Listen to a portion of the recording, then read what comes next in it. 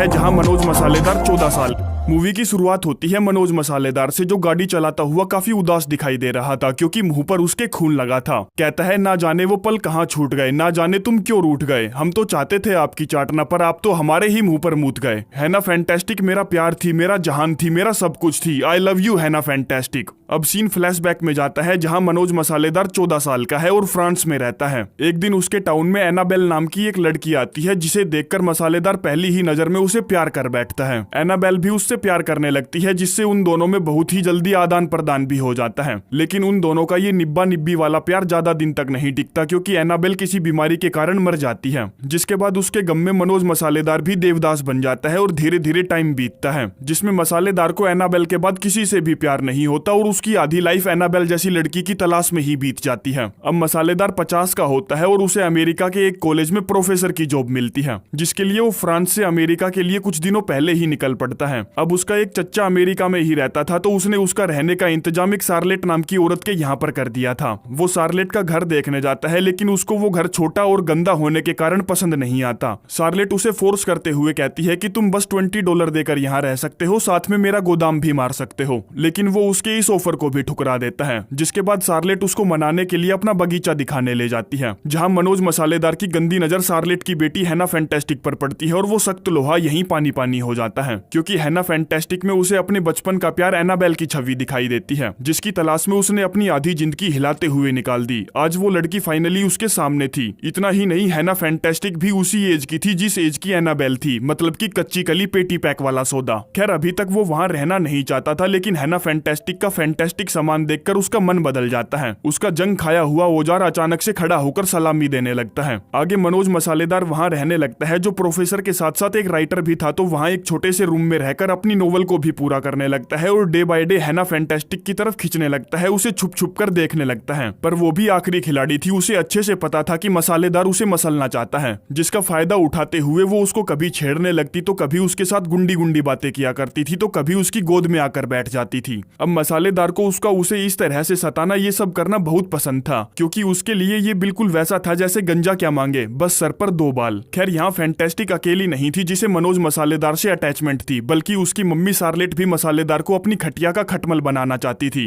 एक दिन हैना अपने स्कूल की तरफ से कैंपिंग पर जा रही थी जिसे मसालेदार खिड़की से टकटकी लगाकर देख रहा था। हैना की नजर जाने से पहले उस पर पड़ती है और वो भागती हुई उसके पास आकर मधुमक्खी की तरह चिपक जाती है और जोर जोर से किस करने लगती है। आगे हैना के कैंप जाने के बाद सार्लेट अपनी मेड के थ्रू उसके लिए एक लेटर भिजवाती है जिसमें सार्लेट कहती है, मनोज मसालेदार माय बेबी, मैं तुमसे बहुत प्यार करती हूँ क्योंकि जब से मैंने तुम्हें पहली बार देखा था ना, तभी मैं समझ गई थी कि तुम ही वो रखवाले हो जो मेरी काली घटाओं की पहरेदारी करोगे। इसलिए तुम प्लीज मुझसे शादी कर लो और हाँ, मना मत करना वरना कुर्सी से कूदकर मैं अपनी जान दे दूंगी। अब मसालेदार भी पक्का वाला खिलाड़ी था, इसलिए वो उसकी बात मान जाता है और उससे शादी कर लेता है क्योंकि हैना फैंटास्टिक के करीब रहने का इससे अच्छा मौका उसे कभी नहीं मिलता। खैर मसालेदार ने सार्लेट से शादी तो कर ली थी पर वो कभी भी उसे मसलता नहीं था, उसके साथ इकसठ बासठ नहीं करता था क्योंकि वो तो हैना फैंटास्टिक को अपनी पूरी हवस पूरे दिल दिमाग से चाहता था। जिसमें सार्लेट का जब भी अपने गहरे कुएं से नमकीन पानी निकलवाने का मन करता था तो मसालेदार बड़ी ही चालाकी से उसे नींद की गोलियां खिलाकर सुला देता था। इधर वो हैना फैंटास्टिक का कैंप से आने का इंतजार करता है, वहीं दूसरी तरफ सार्लेट को अपनी बेटी और अपने पति के कांड के बारे में लुंड भी नहीं पता था। पर वो कहते हैं ना, ऊपर वाले के घर में देर है सम्राट किल्विश नहीं, और थोड़े ही दिनों बाद सार्लेट के हाथ मनोज मसालेदार की एक डायरी लग जाती है जिसमें वो अपने और हैना फैंटास्टिक की रासलीला वाले किस्से लिखा करता था। साथ ही साथ उस डायरी में उसने सार्लेट को बुरी भली चेप किस्म की महिला बोल रखा था, जो सब पढ़कर उसे बहुत दुख होता है। तो वो मसालेदार के आते ही उस पर गरजने बरसने लगती है कि साले मैंने तो तुझे जोनी लीवर समझा पर तू तो जोनी सिंस निकला, 2 मुंहा सांप निकला। तुझे ये घर चाहिए ना तो तू रख, पर मेरी एक बात ध्यान से सुन, तू कभी हैना फैंटास्टिक को नहीं पा सकेगा, कभी उसके होल में गोल नहीं कर सकेगा। मैं उसे लेकर इस घर को छोड़कर चली जाऊंगी। जिस पर मनोज मसालेदार उसे समझाने की बहुत कोशिश करता है और उसके लिए ड्रिंक बनाने जाता है कि तभी इतने में फोन की घंटी बजती है, ट्रिन ट्रिन ट्रिन ट्रिन। अरे फोन उठा पीहणचो मसालेदार। मसालेदार फोन उठाता है तो उसे पता चलता है कि सार्लेट पर किसी ने गाड़ी चढ़ा दी और वो मर गई। जो सुनते ही वो भागते भागते बाहर आता है और देखता है कि बेचारी सार्लेट तो सच में टैं बोल गई, जो देखकर उसे काफी दुख होता है। पर इतना भी नहीं होता कि उसका दिमाग काम करना बंद कर जाए क्योंकि उसके और हैना फैंटास्टिक के बीच में आने वाला अब कोई नहीं था। वो जैसे चाहे अपनी जिंदगी जी सकता था, जिस एंगल में चाहे खो खो खेल सकता था। आगे 1 महीने बाद वो हैना को लेने जाता है जहाँ वो उसे इतने दिनों बाद देखकर फिर से उसके प्यार में पगलंड बन जाता है। कार में जाते टाइम वो उससे कहता है, देखो मैं तुम्हारी याद में लकड़ी के माफिक कितना पतला हो गया हूँ।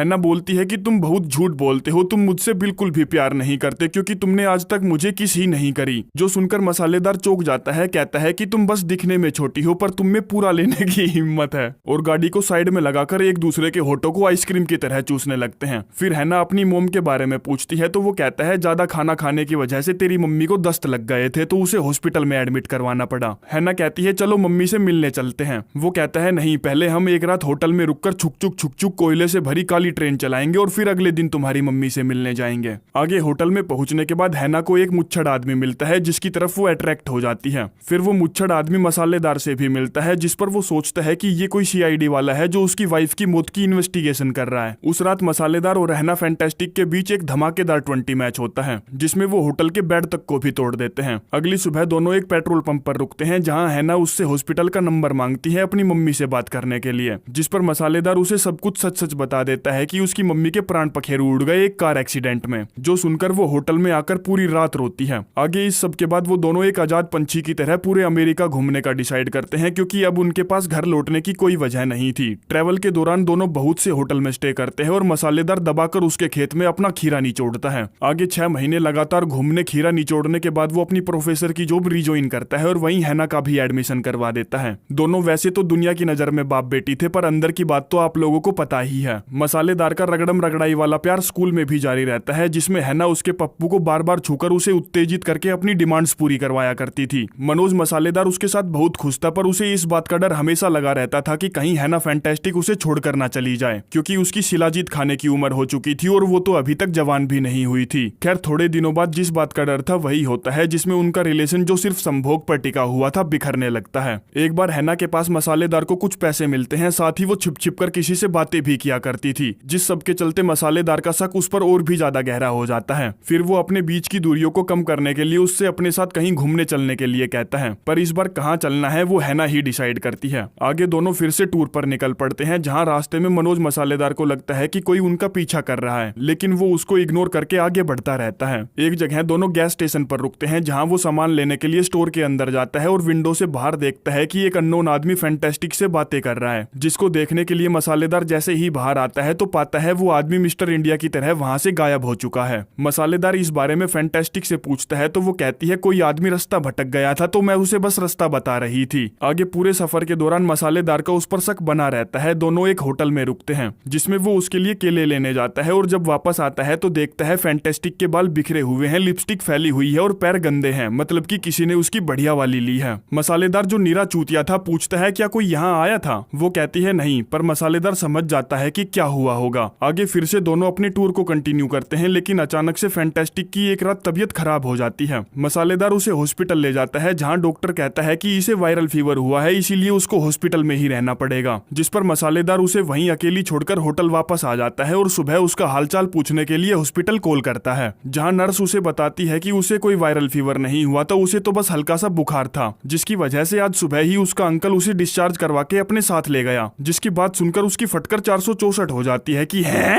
अंकल, अरे 1 साल से तो मैं ही हूँ उसका जो हूँ, दिन में भैया रात में सही आँखियां मीचे पल्लू खींचे, फिर रातों रात ये अंकल कहाँ से पैदा हो गया बे? दरअसल उस कुतिया को फीवर हुआ ही नहीं था, ये सब तो उसका मुच्छड़ के साथ भागने का प्लान था। खैर मसालेदार उसको ढूंढने में कोई कसर नहीं छोड़ता जिसमें वो उन सारे होटल्स में दोबारा जाता है जहाँ जहाँ उन दोनों ने स्टे किया था, ये देखने के लिए कि कहीं से भी कैसे भी करके उसे कोई क्लू मिल जाए और वो हैना फैंटास्टिक तक पहुंच जाए। जिस छानबीन के दौरान उसको पता चलता है कि वो दोनों जिस जिस होटल में रुकते थे वहाँ कोई उनका पीछा करता था क्योंकि उनकी हर एंट्री के साथ एक सेम हैंडराइटिंग के साथ अलग नामों से काफी बार एंट्री थी। मसालेदार सोचता है कि साला कौन है वो जो मुझसे भी ज्यादा उसको प्यार करने लगा है और कंटिन्यू 2 महीनों तक कान में पड़े कीड़े वाले कुत्ते की तरह उसको ढूंढता रहता है, पर घंटा उसे कुछ नहीं पता चलता, सिर्फ समय खराब होता है। आगे ऐसे ही करते करते 3 साल बीत जाते हैं जिसमें एक दिन अचानक से उसको हैना फैंटास्टिक की एक चिट्ठी मिलती है जिसमें उसने बता रखा था कि मैंने किसी चमन चौकड़ी नाम के लड़के से शादी कर ली है और फिलहाल मैं प्रेग्नेंट हूँ, पर आटा गीला होने की वजह से हमारी फाइनेंशियल कंडीशन बहुत खराब है, इसलिए प्लीज हमारी मदद कर दो। अब अपना मनोज मसालेदार टोटल बुरचट्टा था इसलिए तुरंत लाल टपकाता हुआ उससे मिलने पहुंचता है और पूछता है क्या चमन चौकड़ी ही वो लड़का है जिसके लिए तूने मेरे पिछवाड़े पर लात मारी थी? हैना फैंटास्टिक बताती है नहीं, वो तो दर्पण दरूड़िया था जिसके लिए मैंने तुझे छोड़ा था, वो मुच्छड़ दर्पण दरूड़िया ही था जो हमारा पीछा करता था जिससे मैं छुप छुप कर बातें भी किया करती थी। तुझे छोड़ने के बाद जब मैं पहली बार उसके घर गई तब मुझे पता चला कि वो साला नीली फिल्मों का ठेकेदार है जो मेरा किसी और लड़के के साथ काम 25 करवाना चाहता था, पर मैं तो उसके साथ करने गई थी ना, इसलिए मैंने उसको मना कर दिया और उसको गुस्सा आ गया तो उसने मुझे अपने घर से निकाल दिया। फिर मुझे चमन चौकड़ी मिला जिसने मुझे रातों को सहारा दिया और दिन में खाने को रोटी। जो सब सुनकर मसालेदार को दुख तो बहुत होता है, पर अभी भी वो सब कुछ भुलाकर उसे अपनाने के लिए बिल्कुल तैयार था, लेकिन वो उसके साथ चलने से साफ मना कर देती है, जिस पर मसालेदार सॉरी फील करके फूट फूट के रोने लगता है क्योंकि वो उसकी ऐसी हालत का जिम्मेदार अपने आप को मानता है। फिर वो उसे कुछ पैसे देता है और बाय बोलकर वहां से चला जाता है। अब उसको सब कुछ पता चल ही गया था तो वो दर्पण दरोड़िया को टपकाने का डिसाइड करता है, क्योंकि उसी ने हैना फैंटास्टिक को इससे छीना था और सड़कों पर मरने के लिए छोड़ दिया था।